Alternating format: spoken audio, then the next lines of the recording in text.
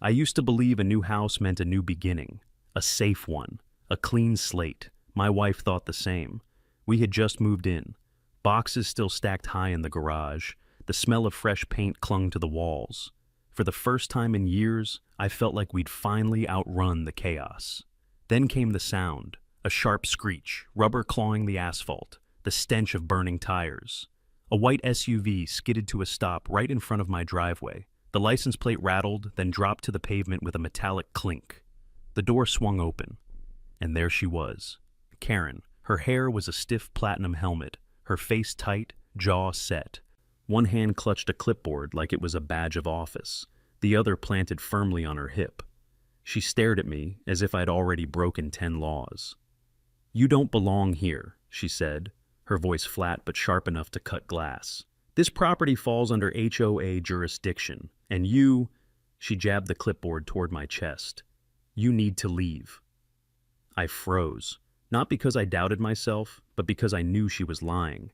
This house, this land, was outside the HOA line. I double-checked, triple-checked, walked into the county office with a folder full of stamped records. But none of that mattered to Karen. My wife stepped onto the porch, towel in hand. Karen's voice dropped, low, but loud enough for the neighbors peeking through their curtains to hear. "Consider this a warning. You have 90 days. After that..." She let the words hang like smoke. Behind her, curtains shifted. Phones tilted in windows. Whispered voices carried across manicured lawns. Karen gave a short, dry laugh, a sound without warmth. Then she turned on her heel, heels clacking against the pavement, climbed into her SUV, slammed the door. The engine roared and she sped off, leaving the bitter smell of rubber and authority in the air. I stood there, deed still clutched in my hand. My eyes went to the old boundary marker, county concrete, weather-worn, undeniable. And yet Karen had declared war. My wife came down the steps and whispered, "Feels like we just picked a fight with an army." I swallowed hard, my chest heavy, my pulse hot. Because deep down, I knew. Peace had just been declared a battlefield. And this was only the first shot. The first week after Karen's driveway ambush, things seemed quiet. Too quiet. But quiet has a way of carrying weight, the kind you feel in your bones. It started with a letter, folded twice, slid under my door. The paper was stamped with a crest that looked official at first glance. Eagle, laurel, bold lettering. But when I held it closer, the ink bled at the edges. Cheap printing, fake, notice of violation. It accused me of unauthorized landscaping and unsanctioned exterior modifications. We hadn't even unpacked the flower pots. My wife read it, then shook her head. "This isn't even legal." I agreed. But still, my stomach tightened. Because it wasn't about the letter, it was about the eyes. Neighbors who had waved when we moved in now turned away. A curtain snapped shut when I walked the dog. A man I'd never met muttered, "Rules are rules," as he passed. The pressure was working. 2 days later, another letter appeared. This one tacked right to the garage door with a rusty nail. Words in bold, "Final warning." I peeled it off and saw the outline of my garage camera reflected in the SUV window across the street. Someone was watching. That night, while carrying boxes into the basement, I heard voices outside, low, hushed, almost rehearsed. I crept to the window. 2 figures, flashlights sweeping my yard, measuring tape in one hand, clipboard in the other. I opened the door and stepped out. "Can I help you?" They froze. One man in a reflective vest cleared his throat. "Routine HOA inspection, sir." I laughed. "Routine? At 11 o'clock at night?" He didn't answer, just tucked the tape back into his pocket. Both walked off without another word. Their SUV idled at the curb before rolling away, headlights cutting across my lawn. The next morning, another letter. This one wasn't typed. It was handwritten, slanted script, short. "You're not safe here. Leave." I kept that one, slipped it into a file I'd started building, because evidence, no matter how small, was going to matter. My wife noticed the shadows under my eyes. "They're trying to scare us," she said softly, her hand resting on my shoulder, "but they don't know who they're dealing with." She was right. Still, the weight pressed heavier each day.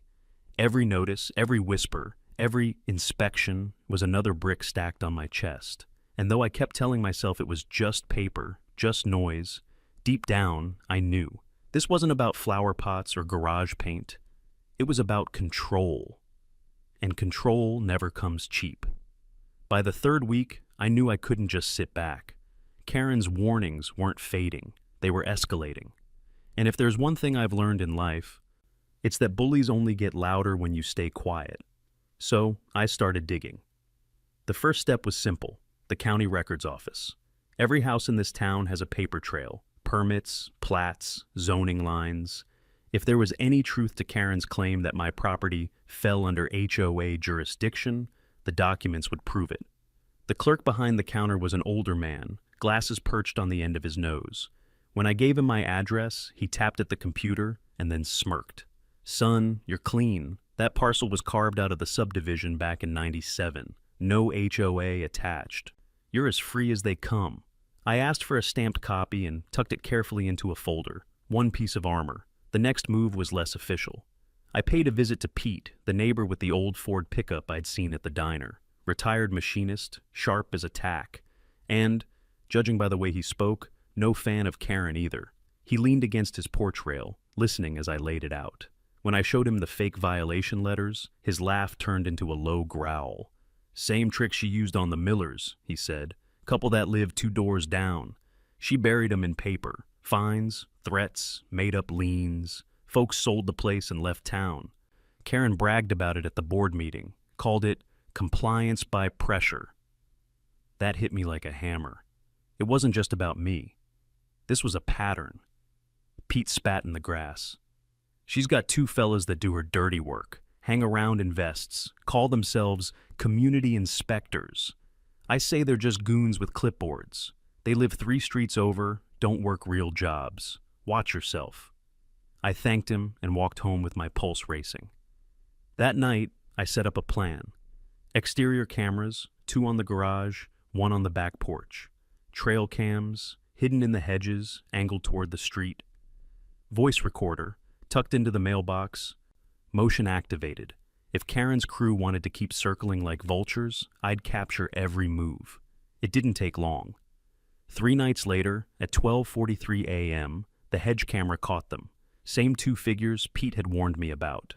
Reflective vests, flashlights slicing through the dark. One held a clipboard. The other knelt down, hammering a wooden stake into the edge of my lawn. I froze the frame and zoomed in. The stake had a bright orange tag. HOA Expansion Zone. Expansion? My blood ran cold. This wasn't about me breaking rules. This was about Karen trying to redraw the map, claiming land that was never hers to control, and I was in the way. The next morning, I walked to the property line and found 5 more stakes, all planted overnight, all tagged with the same words. I yanked them out, one by one, and lined them up in the garage.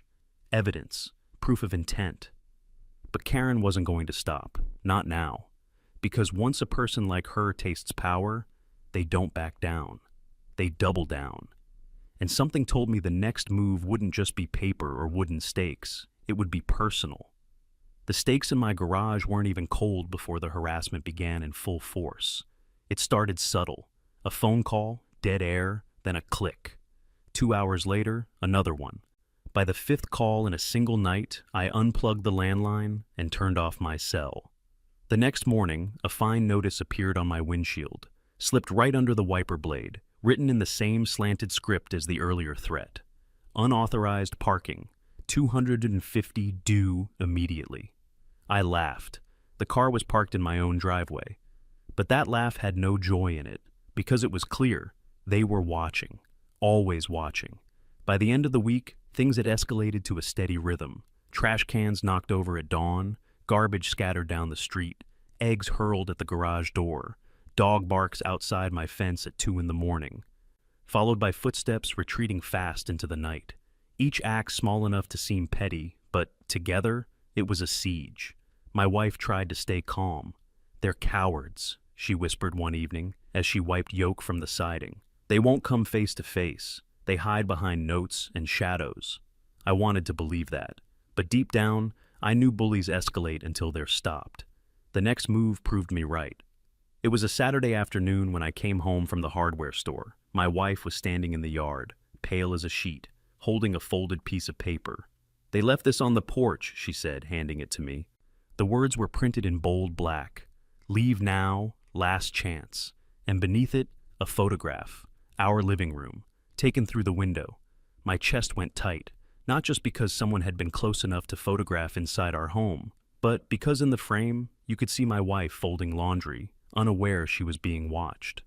That night, I didn't sleep. I sat in a chair by the window, shotgun across my lap, ears tuned to every creak of the floorboards. Max, our shepherd mix, lay at my feet, growling low whenever headlights passed on the street. At 2:14 a.m., movement. Two figures again, right at the edge of the yard. One raised something shiny, looked like a crowbar. I flipped on the floodlights. The yard exploded with white light. They bolted, sprinting for the SUV parked down the block. I lunged for the trail cam recorder, yanked the card out, and played it back. Clear as day, their faces. Grainy, but identifiable. Pete was right. The same two goons. The next morning, I walked to Pete's house, showed him the footage. He cursed under his breath. "That's Vince and Darren, Karen's lapdogs. They do her bidding, been doing it for years. You're not the first." I asked why no one had stopped them. Pete sighed. "Because folks are scared. Karen knows people's secrets, debts, affairs, mistakes. She uses it. Blackmail's her real weapon. You think those two are acting out of loyalty? Nah, they owe her. They're trapped." It all made sense. The silence from the neighbors, the whispers, the way no one dared speak her name above a murmur. Karen wasn't just running an HOA, she was running a little empire of fear. That evening, as I reviewed the footage again, my wife leaned over my shoulder. "So, what's our move?" I looked at the stakes lined against the garage wall, the fake fines stacked on my desk, the photograph of our living room. "This ends now," I said. "But we're not going to fight on her terms. We're going to expose her." For the first time in weeks, I saw relief in my wife's eyes. And maybe a little pride too, because fear only wins when you let it. And I was done letting it. By Monday morning, my gut had shifted from fear to resolve. Fear only paralyzes a man if he lets it, but if you can channel it, turn it into purpose, it sharpens you like a blade. I started small. The trail cam footage of Vince and Darren went straight onto 2 thumb drives, one for safekeeping in the lockbox, one slipped to Pete. If Karen's crew tried to claim I was making things up, we'd have proof locked and loaded. Next came the paper trail. Every note, every fine, every scrap of so-called HOA paperwork went into a binder with plastic sleeves. My wife insisted on adding sticky tabs, color-coded for categories: trespass, threats, surveillance. She'd done admin work for the county once, and when it came to organizing evidence, she was a machine. "They think intimidation is power," she said, sliding another tab into place. "But paper tells the truth. Always has."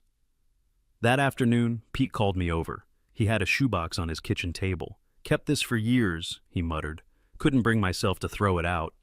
Inside, copies of meeting minutes, odd slips of receipts, notes scribbled by his late wife, and then, buried at the bottom, a USB drive in a cracked plastic case. "Where'd this come from?" I asked. "Old Jim across the way." Before he passed, he shoved it into my hand and said, "Don't trust Karen. Someday you'll need this." Pete rubbed his jaw. "I didn't understand then, but maybe you will." That night, my wife and I plugged the USB into an old laptop we didn't use for anything important. What we found made the blood run cold. Spreadsheets, dozens of them, labeled with addresses, lot numbers, notes about future expansion. Whole streets marked red with the word remove. Our house? Bright red. Final holdout. Beside it, a date, 90 days. "This is a blueprint," my wife whispered, "a plan to push out anyone who won't bend." And there, at the bottom of the file, was a name in bold letters: Marcus. Whoever Marcus was, he wasn't just a neighbor. The notes hinted at funding secured, legal greasing, and campaign support. This was bigger than Karen's temper. It was a pipeline. The next step was obvious. We needed corroboration. So I took a quiet trip to the county clerk's office. The clerk on duty was young, maybe to mid-20s, bored out of his mind. I asked for property boundary records, deed history. He tapped at his keyboard, then frowned. "That's odd," he said. "Looks like a request to change your parcel's designation was filed 6 months ago, still pending in the system." My pulse kicked up. "Who filed it?" He squinted. "Can't say.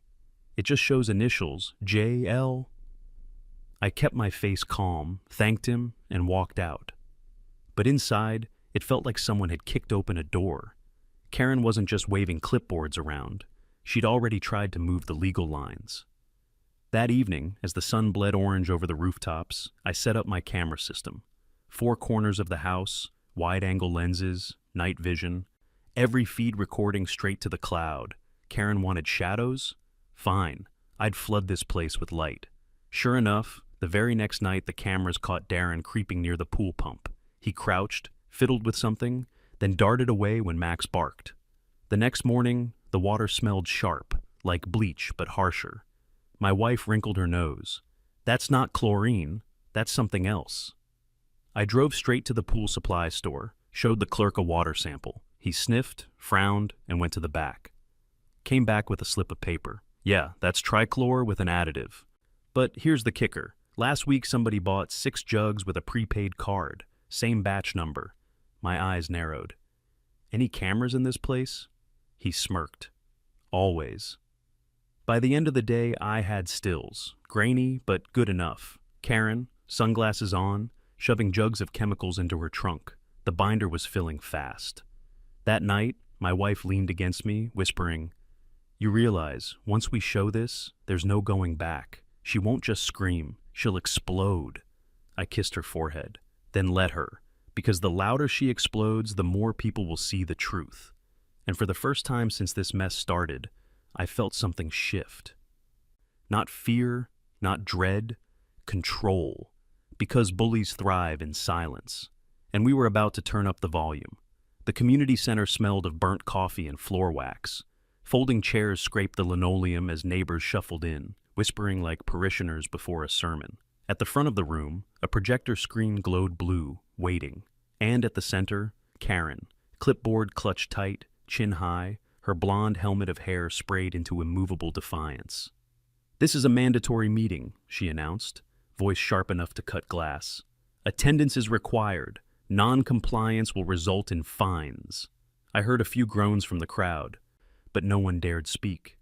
People had lived too long under her rule. Fear still weighed heavy in the room. Not for me, not anymore. I stood, binder in hand, and cleared my throat. "Before you begin, Karen, I'd like to share something." Her eyes narrowed. "This is my meeting. You don't have the floor." My lawyer, seated beside me, rose, calm, composed. "Actually, by state statute, any homeowner has the right to present material at an open HOA meeting. He has the floor." Karen's lips pinched, but she gestured stiffly, as if daring me. "Fine. Amuse us." I walked to the front, plugged in a small USB stick, and the projector flickered to life. On the screen, the first image. A freeze frame from my security camera. 2 men, Vince and Darren, crouched by my pool pump, one holding a jug of chemicals. Gasps rippled across the room. "That," I said evenly, "was taken at 2:14 a.m. in my backyard. Trespassing, tampering." The next slide, a receipt from the pool store, batch numbers, a still shot from the store's camera, Karen herself, loading chemicals into her trunk. Purchased by prepaid card, same day, same chemical, same person. Now the murmurs grew louder. Neighbors shifted in their seats, exchanging glances. Karen crossed her arms. "This proves nothing. Anyone could—" I clicked again. The spreadsheet appeared. Rows of addresses, lots marked red, the word remove scrawled in columns. And at the bottom, our property. Final holdout. 90 days. Silence fell. Not even a cough. "This," I continued, voice steady, "came from a USB given to me by a neighbor before he passed. It shows Karen's long-term plan to clear properties for development. Families here weren't just paying dues. You were being lined up for removal. One by one." Karen's face flushed crimson. "Lies! Forged! None of this is admissible." My lawyer tapped a folder. "The county clerk's log shows someone attended this Tempted to reclassify my client's parcel 6 months ago. Initials JL. The metadata matches the timestamps on this spreadsheet. That's not a coincidence. That's conspiracy. And then Pete stood up, his voice cracked but carried. My daughter lost her home to this same scam. Karen bled her dry, fined her until she sold. And when she moved, the so-called developer swooped in within weeks. You all remember? You stayed quiet because you thought you were alone. He looked around the room, eyes wet. Well, you're not alone anymore. The dam broke. Voices rose from every corner, neighbors shouting about mysterious fines, sudden code violations, intimidation they'd swallowed in silence. Karen slammed her clipboard on the table, papers scattered like leaves. This is my neighborhood. I make the rules. You people don't understand order. Right on cue, the doors opened. 2 county investigators stepped in, badges flashing. Karen spun, eyes wide. What is this? Ms. Karen Davis, one said firmly.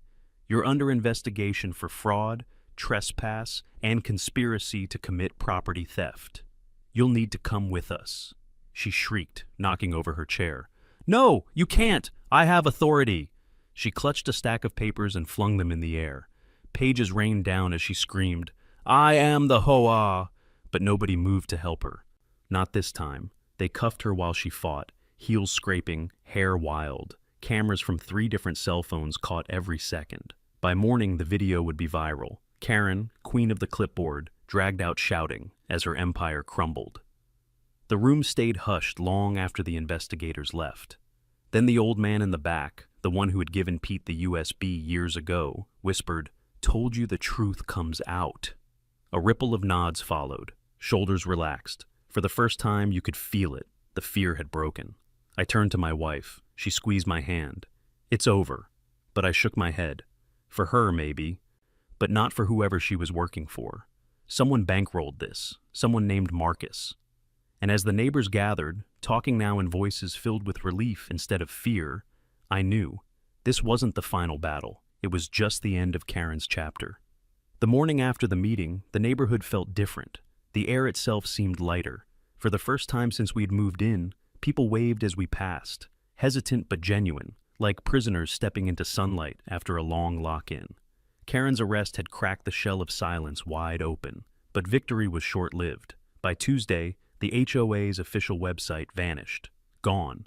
A blank page where dues, meeting notes, and community guidelines used to sit. The treasurer and secretary resigned in a single email blast, both citing personal reasons. Cowards. They knew the ship was sinking and jumped. That's when my lawyer called. His voice was low, measured. We have a bigger problem. The county clerk's office flagged the attempted rezoning on your property. It was filed under initials JL, but the sponsoring name attached to the deeper record is Marcus. Marcus who? I asked. There was a pause. Marcus Talbot, director of the Regional Land Development Fund. The same fund that, incidentally, donated heavily to Karen's re-election as HOA chair 2 years ago. My stomach dropped. This wasn't just neighborhood politics. This was money. Big money. That evening, Pete and I sat on his porch, watching the street lamps flicker on. He rubbed his temples. Talbot's been sniffing around this county for years, puts on a smile about community revitalization. Truth is, he sees houses as chips on a poker table. People are just in the way. He nodded at me. Karen was his bulldog, but bulldogs can be replaced. Sure enough, replacement came fast. 2 days later, glossy mailers hit every mailbox. A smiling man in a blue blazer, Tom Reynolds, interim HOA president, promising a new era of transparency and community spirit. I almost laughed. They thought we were that gullible, but then the real hammer fell. Friday afternoon, a certified letter arrived. Inside was a notice of compliance failure signed by Reynolds himself, demanding we remove our unauthorized fencing or face $500 per week in escalating fines. The kicker? The fence in question was a county-installed boundary marker, proof our home was outside the HOA entirely. This wasn't incompetence, it was arrogance. That night, as I organized the binder for a second round of evidence, my wife leaned over. They're daring us. They think we'll get tired, pack up, sell. I shook my head. They miscalculated. We're not leaving. We're digging deeper. And digging paid off. Pete's old shoebox had more than just the USB. Tucked beneath the receipts was a small notebook, its cover cracked and faded. Inside, scribbles, phone numbers, notes about meetings. One page stopped me cold. Talbot. Marcus, meeting HOA Karen. Plan, expansion PH 2. Deadline, end of quarter. It wasn't just a name now, it was a connection. The following week, Pete introduced me to a retired cop named Harris. He'd once been on Karen's so-called security committee before she cut him loose. Harris still had a folder, copies of incident reports he'd been pressured to falsify, and tucked inside that folder was a jewel, a recorded voicemail Karen had left him months earlier, her voice sharp and hissing. Marcus says the last holdouts need to go. If they won't comply, make it happen, quietly. Hearing her say his name out loud sent a chill through me. This wasn't paranoia, it was conspiracy, captured in her own words. We took it straight to my lawyer. His eyes widened. This is gold. It ties Talbot directly. You need to keep this safe. Multiple copies, chain of custody. That weekend, the pressure ratcheted again. First, my mailbox was pried open, mail scattered across the curb. Then, late Sunday night, a black SUV idled at the end of our driveway for nearly 10 minutes. No headlights, just a silent warning. Max growled low in his throat. My wife whispered, "They're watching." I nodded. Let them. Every second is on camera now. Monday morning, the binder, the USB, the voicemail, and the clerk's logs went into a sealed envelope addressed to the state attorney's office, hand-delivered with receipt. By Tuesday, Karen was old news, but Marcus Talbot, his name started leaking. Whispers in the county office, a reporter sniffing around, the kind of attention men like him hate most. That night, Pete raised a glass on his porch. You shook the tree, son. Now let's see what falls out. I looked down the street at the neighbors laughing, finally free of Karen's shadow. For the first time, I let myself breathe, but I knew better than to believe it was over. Bullies come and go, but money, the kind Talbot wielded, that doesn't vanish. It burrows. It waits. And the next round was coming. I could feel it in the quiet. The night it happened, the air was so still you could hear a dog bark from 3 streets over. I'd gone to bed late, binder of evidence locked in the safe, cameras checked twice. At 1:47 a.m., Max's growl cut through the silence. Not a bark, low, steady, the kind that vibrates in a man's bones. I slipped from bed, pulled the shotgun from the closet, and crept toward the living room window. Floodlights snapped on, triggered by motion. 2 figures froze in the glare, halfway across the yard.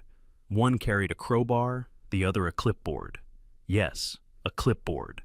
The taller one stepped forward, raising a hand as if we were having a civil conversation on a sunny afternoon. His vest gleamed with a reflective patch that read, "Federal Inspector." "You're in violation of federal code," he called, voice muffled behind a scarf. "We need to inspect your property immediately." I almost laughed. Federal Inspector.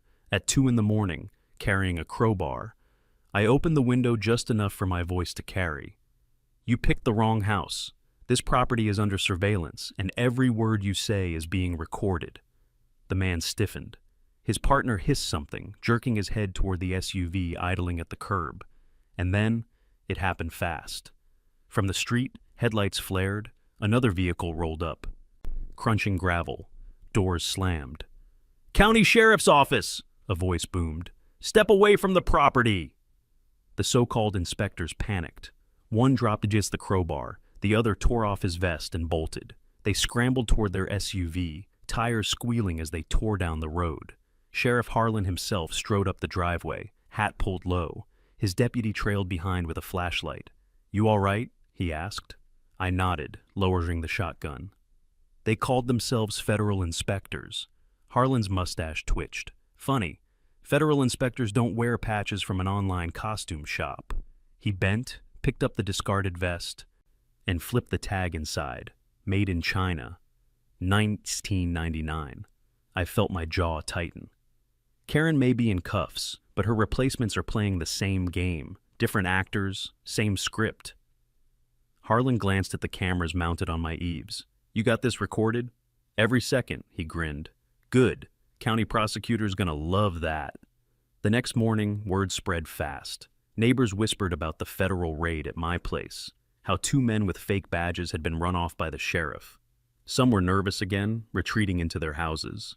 Others were emboldened, angry now that the charade had gone too far. But Karen's old network wasn't finished. By noon, every mailbox on the block carried a new flyer, bold red letters screaming, HOA emergency, mandatory compliance inspections begin immediately. At the bottom, a signature, Tom Reynolds, interim president. I crumpled mine, tossed it onto the pile of fake fines on my desk. My wife shook her head. They're doubling down. Which means, I said, they're running scared. That evening, Pete knocked on my door with Harris, the retired cop. Harris looked grim. You're not gonna like this, he said, sliding a phone across the table. On the screen, a text message thread. Harris's old contacts still fed him tidbits, and this one was fresh. Marcus. Final push. If he won't leave, discredit him. Make him look unstable. Deadline still stands. I exhaled slow. So, that's the new plan. If they can't scare us off, they'll smear us. And sure enough, the smear began. A local blog, anonymous, ran a story the next day. Aggressive homeowner threatens HOA volunteers with weapons. Grainy stills from my security footage had been doctored, shotgun edited to look like I was waving it in the street instead of standing in my own living room. The comments section exploded. Half the town clucking about dangerous vigilantes, the other half defending me. I didn't need to guess which side Marcus wanted louder. That night, I found a new letter wedged under my door. Handwritten, jagged script. Leave while you still can. Marcus always wins. For a moment, the weight of it pressed hard. Marcus wasn't a neighbor with too much time on his hands. He was money, connections, political grease. But then I thought of Karen's face when the badges came out. The way her empire of fear collapsed in a single night. Money can buy silence, but it can't buy truth. I put the letter in a plastic sleeve, slid it into the binder, and looked at my wife. They've made their mistake. They think we're isolated. But tomorrow night, at the emergency HOA meeting, we show everyone what we've got. Her eyes lit, a spark of pride cutting through the weeks of tension. Then let's make it count. And as I lay awake, listening to Max snore at the foot of the bed, I realized something. The harassment had become war, and wars aren't won by hiding. They're won in the open, where everyone can see. The county courthouse smelled like dust and nervous sweat. Rows of hard benches filled with neighbors, reporters, even folks from outside our subdivision who'd heard whispers of what went down. At the front sat Karen, back in civilian clothes, but still clinging to that clipboard like it was a crown. Her hair wasn't as neat as before, sprayed stiff but fraying at the edges. On her left, Tom Reynolds sat stone-faced, lips pressed thin. On her right, a defense attorney flipping pages like he could conjure miracles from thin air. And in the gallery, I sat with my wife, Pete, Harris, and half the neighborhood. Binder of evidence on my lap, thumb pressed to the spine like it was a weapon. The judge, a graying woman with sharp glasses, called the room to order. This court will hear evidence concerning allegations of fraud, harassment, and conspiracy related to the Willow Bend Homeowners Association. Karen shot to her feet. Your Honor, these accusations are baseless. I am the duly elected president of... Sit down, Ms. Davis, the judge cut in. You'll speak when called. The room snickered. For once, Karen wasn't in control. My lawyer started simple. He laid out the trespass footage, Vince and Darren by my pool pump. The projector cast their grainy faces across the courtroom wall. Members of the so-called security committee, my lawyer said, acting at the direction of Ms. Davis. Karen shook her head violently. I never told them to, but the judge held up a hand. Ms. Davis, your counsel will speak for you. Next came the pool store receipts, the security still of Karen herself lugging chemical jugs into her trunk. The clerk had already testified under oath. The whispers in the gallery grew louder. Then the spreadsheet, rows of addresses marked in red. The words, remove, remove, remove. My wife leaned forward, speaking softly but steady. This wasn't about community. It was about clearing homes for development. And if anyone doubts that, she clicked and the final slide appeared. The voicemail. Karen's voice, sharp and unmistakable. Marcus says the last holdouts need to go. If they won't comply, make it happen. Quietly. The room froze. Even the judge leaned forward. Play that again. We did. Karen's attorney buried his face in his hands. Karen slammed her clipboard onto the table so hard it cracked. Papers fluttered to the floor. You don't understand, she screamed, her voice cracking through the chamber. This neighborhood would fall apart without me. I gave it order, structure, and Marcus promised. She stopped, realized too late what she'd said. The judge's eyebrows arched. Marcus who? Karen's face drained of color. I meant... Reporters scribbled furiously. Cameras clicked. My lawyer didn't need to push further. The admission hung in the air like smoke after a gunshot. Your Honor, he said simply, the conspiracy speaks for itself. Karen's chair screeched as she stood again. I had authority. Do you hear me? I was the law here. You can't strip me of that. The judge banged the gavel. Order. One more outburst and you'll be held in contempt. But Karen didn't stop. She grabbed a stack of fake violation notices, hurling them like confetti.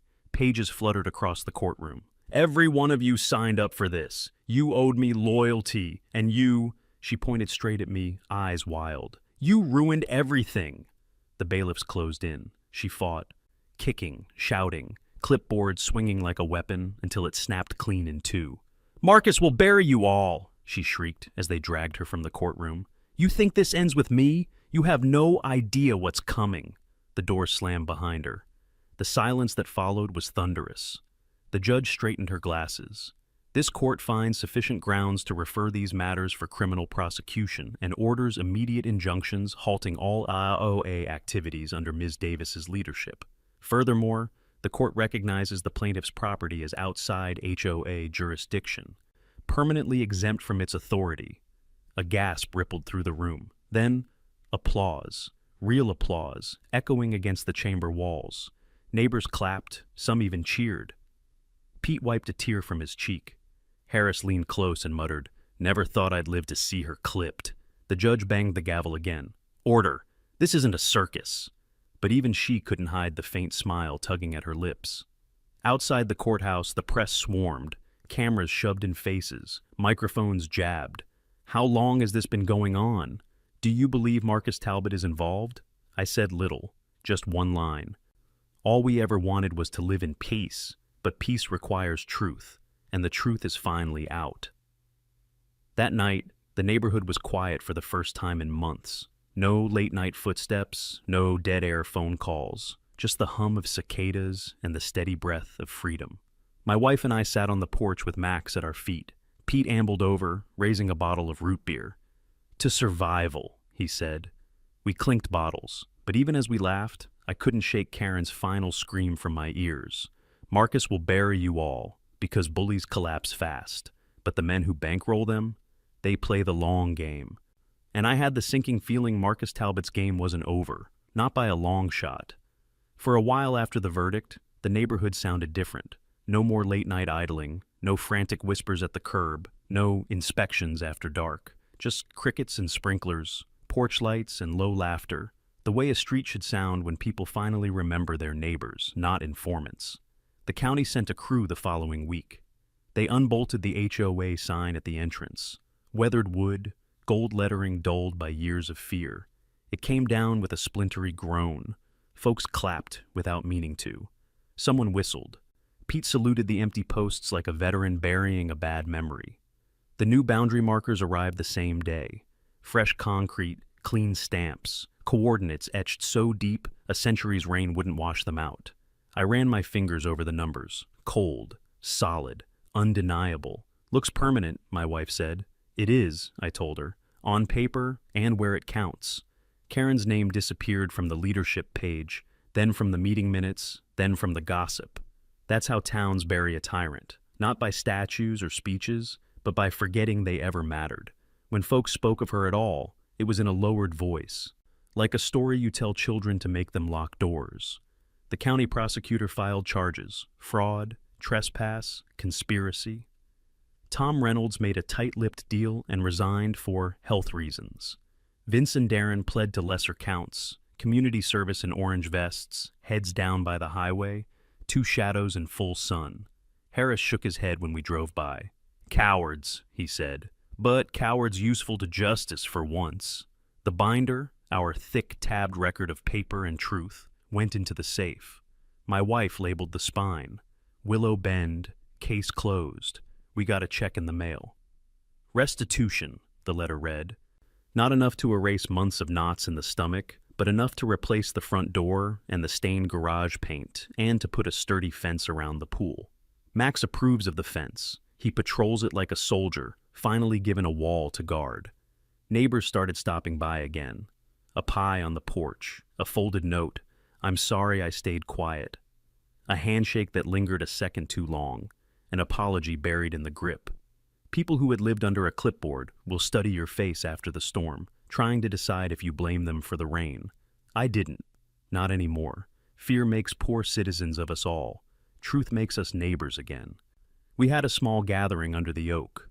Potluck, kids with popsicles, the kind of ordinary that feels like a luxury after a siege.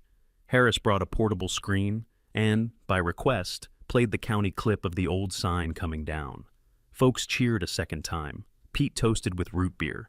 To lines that stay put, he said, and to people who do, too. As the sun sank, my wife squeezed my hand. "We won," she said, not a question. "We did," I answered, not a boast, but nights are honest things. They don't flatter. And later, when the porch was quiet and Max snored by the rail, a darker thought slid in beside the peace. Karen had screamed a promise on her way out. Marcus will bury you all. Karen is in the past. Marcus belongs to the future. A week later, proof arrived. Not a threat. Worse. A smile. A letter on expensive paper, embossed with a tasteful logo. Regional Land Development Fund. It congratulated our neighborhood on a robust civic process, then floated the idea of partnerships to enhance community value. Enclosed, glossy renderings of townhomes, a splashy clubhouse, a revitalized corridor that, by pure coincidence, swallowed the corner lots Karen had once dyed red on her spreadsheet. No threats, no fines, just money with clean fingernails. I carried the packet to Pete's porch. He flipped through it, snorted. "Different blade," he said. "Same cut." We called Harris. He read it twice. "Legal, polished. They'll smile you into selling what the clipboard couldn't take." He leaned back, eyes on the street he'd spent a career protecting. There's more than one way to move a fence. We didn't panic. We planned. The next HOA meeting, no longer an HOA, technically, but a neighborhood assembly with coffee instead of gavel, was the most crowded in years. No podium, no clipboard, just folding chairs in a circle and a projector on a card table. We showed the letter. We showed the renderings. We showed a map of our existing lots and the taxes that would rise like a summer storm if the plan went through. Then we voted, not on fear, on principle. A covenant, simple as a promise and twice as strong. No external governance without a neighborhood vote. No sale of communal rights without a supermajority. Transparency by default. Cameras if you want them, gardens if you please, porches where conversations live longer than rumors. We signed with ballpoint pens and tired smiles. A paper fence the law would respect, because the people did. The developer's letter never got a reply. It got archived. One evening, close to fall, a black sedan rolled slow past my house and paused at the corner. The driver never looked at me. He didn't have to. I raised my phone and took a picture of the plate. He moved on. I didn't send the photo anywhere. Not yet. I printed it and slipped it behind the binder's cover, where I keep things that might matter, if the future asks. Peace returned. Not the naive kind. The kind that knows how quickly asphalt can grow tire marks, how clipboard edges cut skin. We left the cameras up. We left the lights on timers. We left our chairs on the porch because peace should be lived in, not locked away. Some nights, neighbors still wander over. We trade small stories, the kind that keep a street human. "Remember the night the sign came down?" Pete asks. We nod. We remember. On quiet nights, I walk the property line. I touch the cool concrete of the marker and whisper the numbers to myself like a creed. Lines matter. Paper matters. People matter most. And if the day comes when the smiling letters return, or the sedans park longer, or new clipboards grow in the wild, well, we know where the binder is. We know how to gather. We know how to speak. The storm taught us more than fear. It taught us how to stand. It started with whispers, a name passed in low tones at the diner, carried like a draft through the aisles of the hardware store. Marcus. Not the kind of name you hear once and forget. This one clung, like smoke in a closed room. We didn't see him right away. We felt him. First, the realtor postcards. Too slick, too frequent. A smiling family in front of model homes, printed on glossy stock thicker than the county's budget report. Opportunities for growth in Willow Bend, they read. Strange, since we weren't Willow Bend HOA anymore, but someone had paid enough to mail every household twice in 1 week. Then came the surveyors, fresh trucks, unmarked, men with clipboards walking the periphery at dawn. They didn't answer questions, they just smiled tight and said, "Just confirming lot lines for future development." Harris went down to the county office, badge still polished though he'd been retired for 3 years. He came back with a thin folder and a face like stone. Applications filed under a shell company. Zoning variances requested. They've got lawyers who smell like marble lobbies. Pete shook his head. That's Marcus. Turns out Marcus wasn't a ghost. He was a developer, a polished predator with deep pockets and deeper patience. He had slipped in the moment Karen fell, buying notes on distressed mortgages, scooping up liens from families too tired to fight. Where Karen barked, Marcus whispered. Where she swung the clipboard like a weapon, he wielded contracts and sealed envelopes. Neighbors spotted him first at the courthouse. Sharp suit, silver hair, handshake too warm for the season. He didn't introduce himself as Marcus. He called himself Regional Director, but the name traveled faster than his smile. One evening, I got a letter, hand-delivered, no worstage, crisp stationery, embossed initials. "Mr. Rogers," it began, polite as a dinner invitation. "We at Regional Land Development Fund would like to discuss a mutually beneficial arrangement regarding your property. Your parcel is key to a vision that will enhance the entire community. Compensation above market value is, of course, available." It ended with a phone number. No signature, just a bold, slanted M. I folded it once, twice, slid it into the binder. My hands smelled faintly of ink. My gut smelled trouble. That night, my wife found me on the porch, staring into the dark. "What did he want?" she asked. "To buy me out." "Are you considering it?" I laughed, but it sounded brittle. "Not in this lifetime." The next morning, Pete called. Same letter, same M, and Harris. And 2 families on the far edge of the block. Families already stretched thin, mortgages heavy. Temptation wrapped in linen paper. By week's end, 4 houses had "for sale" signs. Not the cheap plastic kind, the heavy ones, anchored deep. Marcus wasn't Karen. He wouldn't scream. He wouldn't storm my lawn with phony enforcers. No, he'd wait. He'd offer smiles, checks, promises. He'd hollow us out one deed at a time. I sat with the binder on my lap, the weight of it pressing into my knees. Evidence had beaten Karen. Would it be enough against Marcus? Because Marcus wasn't breaking rules. He was rewriting them, and this time, the battle wasn't over fences. It was over futures. The flyer showed up on every doorstep. No envelope, no return address, just a folded half sheet tucked under welcome mats and wedged in mailboxes. Community Vision Forum, this Thursday, 7 p.m., Willow Bend Community Center, refreshments provided. It looked harmless enough, but Harris spotted the fine print at the bottom, sponsored by Regional Land Development Fund.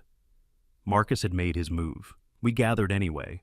Curiosity, fear, stubborn pride, it pulled us there like moths. The community center smelled faintly of coffee and floor wax. The folding chairs squeaked as we sat. Neighbors who hadn't spoken in months now whispered side by side.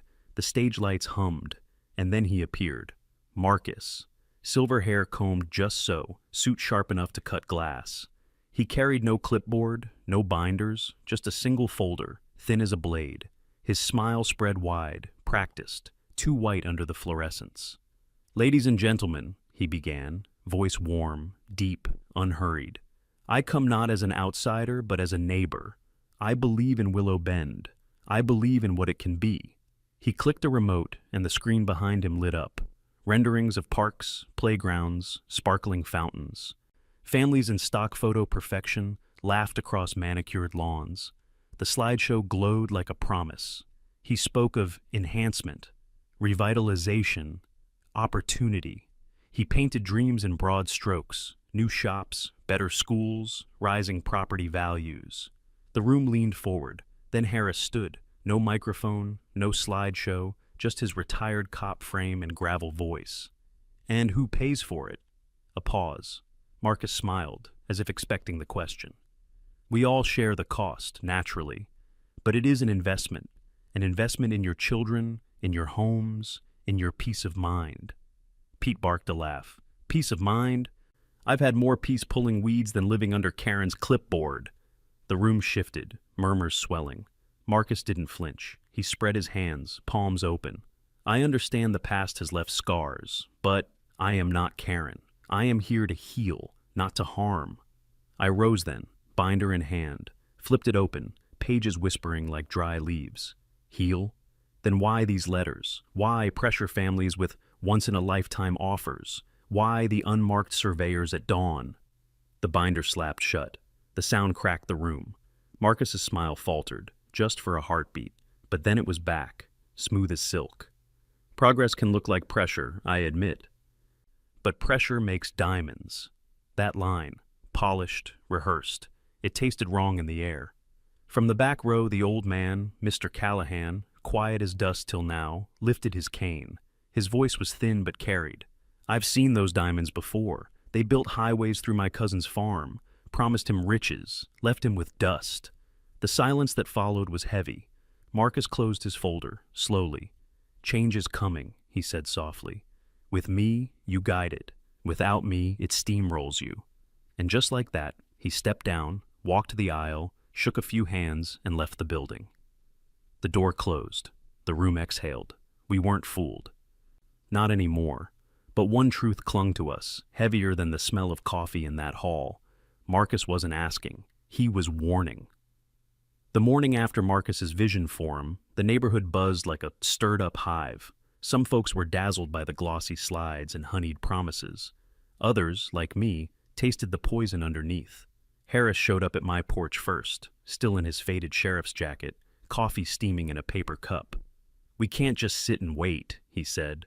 "Marcus is playing chess. Time we start playing back." We spread papers across my kitchen table. Deed copies, survey maps, screenshots of altered records. The binder from last night sat in the middle like a loaded weapon.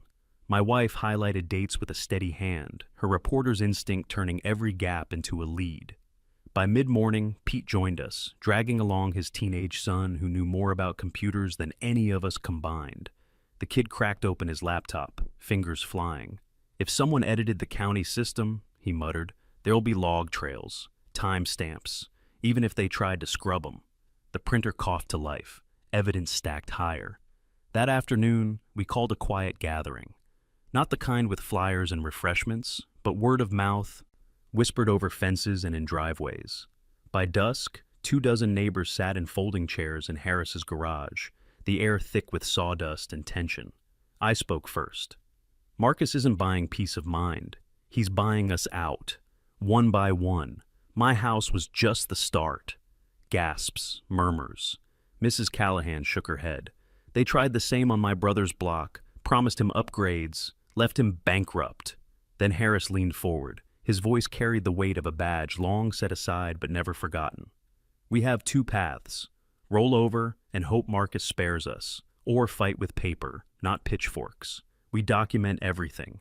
Every letter, every visit, every unmarked truck. We build a file that no judge can ignore." The room grew quiet, faces hardened, fear shifted into resolve. The old man, Callahan, raised his cane. "I've still got that USB, he said, voice trembling. "More maps, more names. They'll try the same trick here. I won't see my grandchildren pushed out like cattle." The teenager slid the drive into his laptop. Screens filled with parcel maps, red circles, notes in shorthand, whole blocks earmarked, "Remove." Willow Bend glowed at the center like a bullseye. We sat in silence, the hum of the garage light the only sound. Finally, my wife broke it. Then we fight. Not just for ourselves, but for everyone on that list. Nods around the room. Pete clenched his fists. So, how do we hit back? I looked at Harris. He nodded once. Next week, he said, we file for a temporary restraining order, and we bring every scrap of evidence to the county investigator. If Marcus wants to play shadow games, fine. We'll drag him into the light. The plan was set. But as we broke up that night, I couldn't shake the chill. Because men like Marcus didn't wait politely for paperwork. And I had a sinking feeling his countermove was already on the way. It began with the lights. One by one, the street lamps along Willow Bend flickered, buzzed, then went dark. Our block sank into a patchwork of shadows. From my porch, I heard the low hum of a generator sputter, then choke. The air smelled sharp, like burning plastic mixed with chlorine. I knew this wasn't a blackout. This was sabotage. Inside, my wife grabbed the phone, tried to dial out. Dead tone, lines jammed. Even the cell bars had vanished. Somewhere close, a signal jammer pulsed invisible teeth through the night. I slipped outside, camera already clipped to my jacket, small flashlight in hand. Harris had warned me. Keep record of everything, even the dark. Down the street, motion. A silhouette ducked between mailboxes, moving fast, low. I crouched behind the oak by my driveway, heart hammering against bark. Then, the crack of glass. My neighbor's porch light exploded in a shower of sparks. The figure jerked, startled, tripped on the garden hose. He went sprawling across the gravel. That's when I saw it. The sleeve of his jacket rode up, and the flashlight beam caught ink. Dark lines coiled around his forearm. A serpent, fangs bared, the same tattoo I'd glimpsed weeks earlier in one of Karen's security committee. He scrambled up, limping now, and bolted toward the cul-de-sac. My camera caught the license plate as a black pickup roared to life, tires spitting stones. I stayed low, recorded every second. Behind me, Harris's voice barked from the shadows. "Get inside!" He emerged, revolver holstered but hand ready. His flashlight beam sliced the night, chasing the retreating truck. We regrouped in my kitchen, the smell of scorched wiring still clinging to my jacket. Pete rushed in minutes later, pale. Pool pump's been tampered with. Someone dumped chemicals. Water smells like a bleach factory. My wife laid the receipts on the counter, the ones she'd traced earlier. Prepaid cards, bulk chemical purchases. Karen's pattern written in ink and numbers. "This isn't random," she said, her voice flat, steady. "It's a campaign. She's softening us up before Marcus makes his next move." The old man, Callahan, arrived last, cane tapping like a slow clock. He glanced at the evidence spread across the table, then at the dead phones. They think fear makes neighbors scatter, but fear makes folks like us dig in. Harris nodded. "We've got the plate. We've got the tattoo. That's enough for a warrant." He pulled out his notebook, the same kind he'd carried on patrol years ago. "Tomorrow morning, we walk this into the county office. No delays, no more whispers. We put it in the record." The room went still. We all knew the truth. Marcus had fired his shot, but he had also slipped. That tattoo, that license plate, that chemical trail. Every move left a mark, and we were finally ready to follow the marks back to the source. The town hall overflowed. Folding chairs scraped the tile. Neighbors pressed shoulder to shoulder, voices low, restless. This was no vision forum. This was the reckoning. At the front sat the county investigator, flanked by 2 deputies. A projector hummed, screen pulled down like a stage curtain waiting for its play. Harris stood near the aisle, arms crossed, that old sheriff's steel in his stance. Karen arrived first, storming in with her clipboard clutched tight, lips drawn in a thin line. Behind her came Marcus, polished as ever, his smile sharp and false. The room bristled. The investigator spoke. "We're here to review evidence concerning alleged boundary tampering, fraudulent HOA practices, and attempted property acquisition." That word, fraudulent, hung in the air like smoke. I stepped forward with my binder. My wife clicked the remote. The first slide appeared, a deed, time-stamped clear, coordinates glowing. "My house stands outside Willow Bend HOA. Always has." Karen barked a laugh. "Fake. All fake." She slammed her clipboard on the table. "I filed the expansion 6 months ago. The database is simply slow to update." The investigator nodded once. We checked. No expansion approved. And we know your login was used at 2:14 a.m. to alter entries.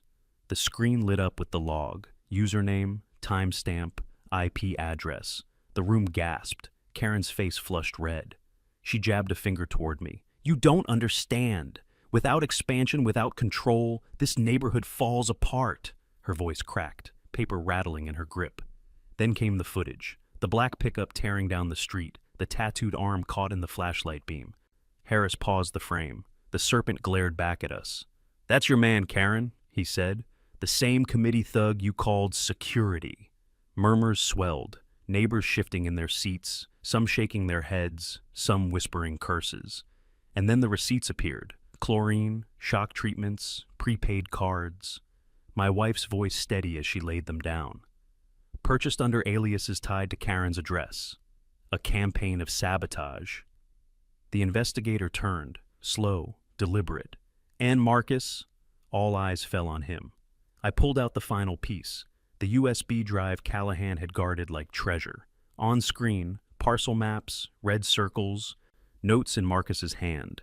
Entire blocks marked remove. At the top corner, a phone log. His call with Marcus. The investigator spoke flat. Marcus Reynolds, director of the Regional Land Development Fund. The silence cracked wide. Marcus's smile slipped at last. He opened his mouth to spin, to soothe, but Karen snapped first. She slammed her fist on the table, papers flying. I have authority, she screamed. This is my neighborhood. Deputies moved fast. Clipboard clattered to the floor. Handcuffs clicked. Marcus didn't resist. His shoulders sagged as if the fight had bled out of him long ago. The meeting ended not with applause, but with a slow, steady exhale, the sound of fear leaving a room. Weeks later, the HOA restructured. Transparent elections, open books, competitive bids. Karen barred for life. Marcus faced indictments that reached far beyond Willow Bend. Neighbors brought pies, shook hands again. We planted flowers at the cul-de-sac, a quiet sign that peace had roots here too.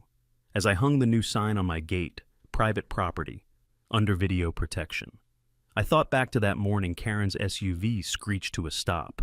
She had declared war. But in the end, the neighborhood declared its freedom.